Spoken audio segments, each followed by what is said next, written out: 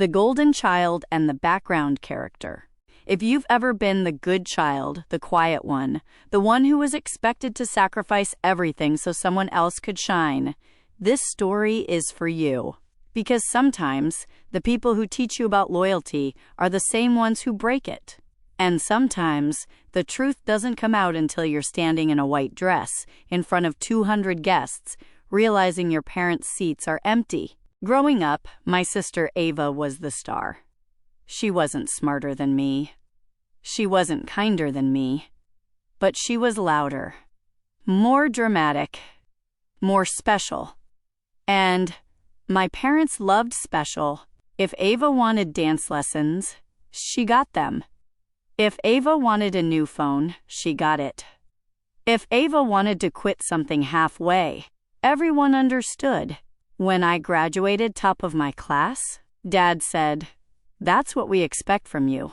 When Ava failed 3 classes, Mom said, "She's creative. The school system just doesn't understand her." I learned early.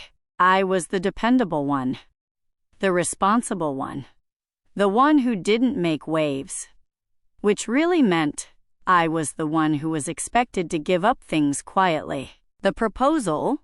When Daniel proposed to me on a quiet beach in October, I cried so hard I could barely say yes. Daniel wasn't flashy. He wasn't loud. He was steady. He listened. He noticed. He remembered things.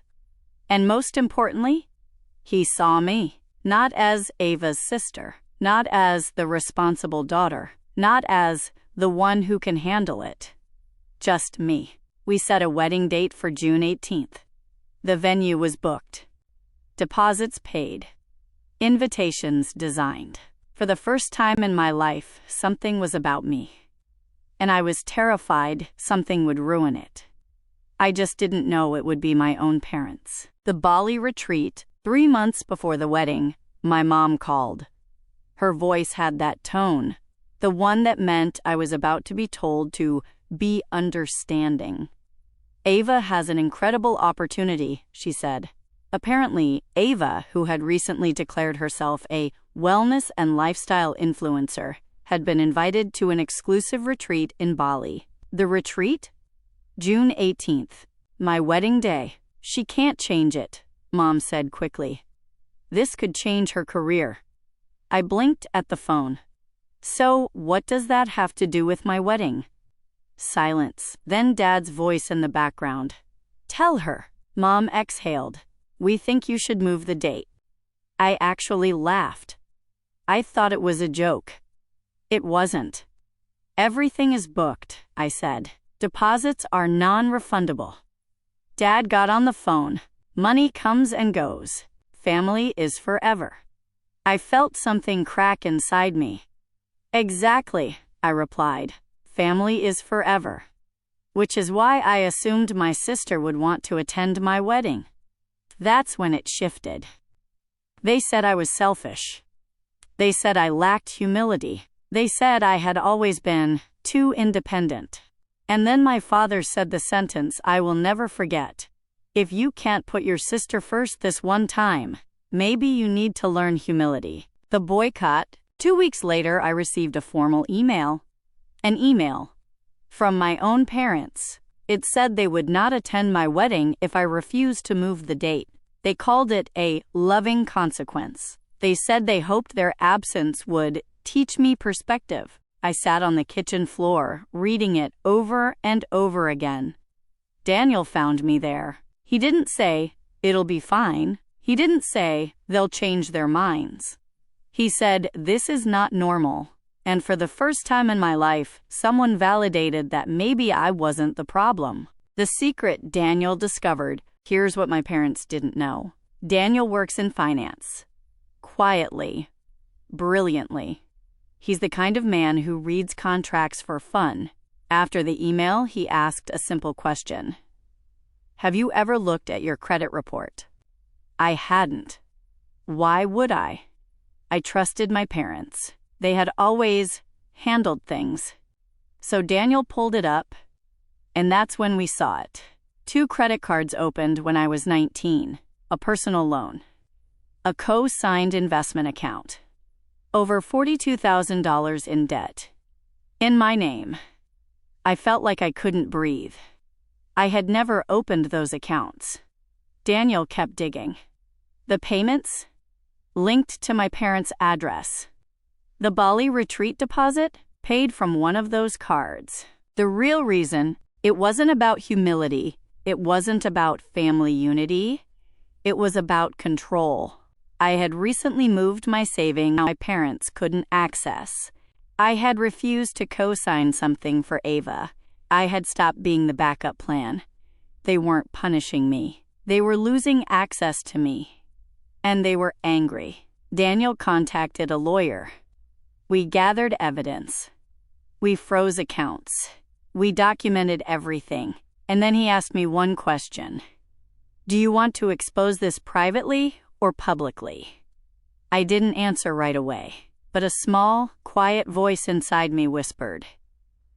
No more silence. The wedding day, June 18th, arrived. The venue was breathtaking. Fairy lights, white roses, soft music floating through warm summer air.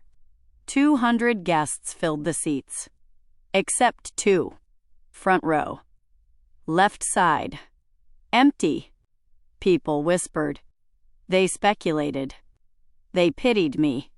I smiled anyway. Because I was done shrinking. The ceremony was beautiful. And at the reception, Daniel tapped his glass for a speech. He spoke about love, about partnership, about choosing each other every day. And then his voice changed. There's something we discovered 3 months ago, he said calmly. The room went silent. He didn't shout. He didn't accuse wildly. He presented facts. He explained identity fraud.